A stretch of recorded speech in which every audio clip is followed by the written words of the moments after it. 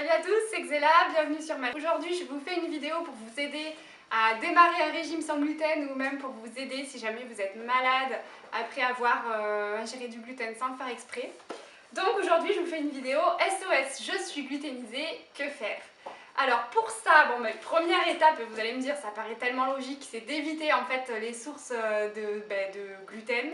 Donc pour ça en fait, l'idéal pour éviter les erreurs, c'est vraiment de connaître tous les noms, enfin les noms et les dérivés de noms de gluten, puisqu'il y a glucose, dextrose, amidon de blé, etc. Donc je vous mettrai la liste en barre d'infos de tous les noms du gluten, que vous pouvez retrouver donc dans les plats industriels, dans les cosmétiques, etc. Enfin ça, je vous invite à voir mon autre vidéo là-dessus. Alors, deuxième étape qui est très importante aussi, ce que vous pouvez faire, mais alors, moi je ne le fais pas, mais si vous avez envie, vous pouvez le faire, c'est d'éviter de manger des produits qui contiennent des traces de gluten. Par exemple, si vous achetez un paquet de chips ou si vous achetez un paquet de millet, au dos, vous pouvez voir, peut contenir des traces de gluten.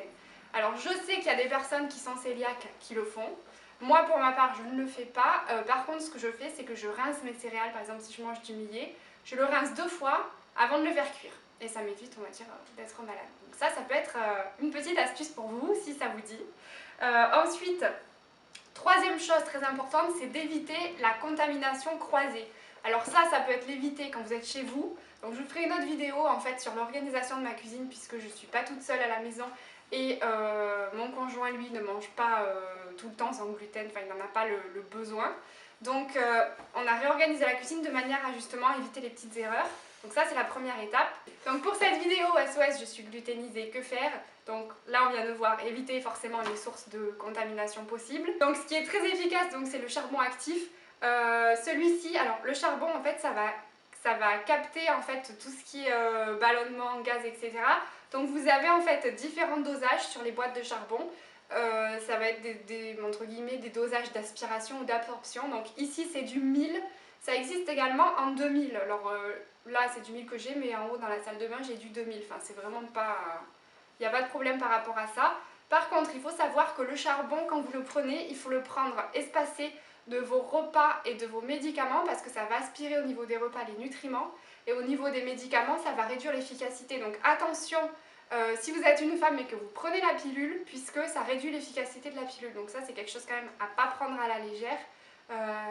Tant que vous le prenez mais en dehors de vos médicaments et de votre pilule, il n'y a pas de souci. Au niveau douleur, j'utilise également du paracétamol. Donc ici c'est du paracétamol effervescent sans dose en 1000.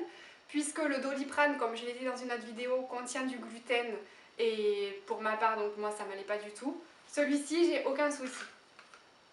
Ensuite, ce que j'ai toujours sur moi, dans mes sacs à main, dans mes manteaux, quand je pars me promener, c'est de l'homéopathie. Donc ici, j'ai un tube d'Apis mellifica, mais j'utilise aussi, donc c'est du 5CH.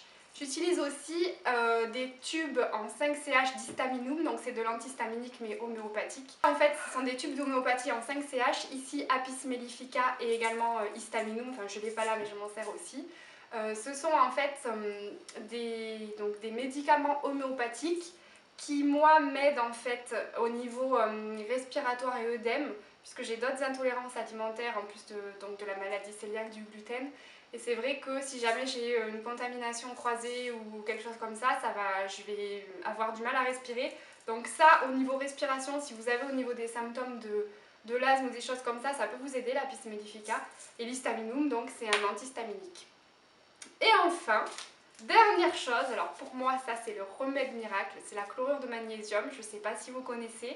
La chlorure de magnésium, je vous ferai une vidéo à part puisqu'en fait c'est tellement génial comme médicament puisque ça soigne un peu tout que je pense que ça fera vraiment l'objet d'une vidéo puisque je vous en parlerai plus longuement.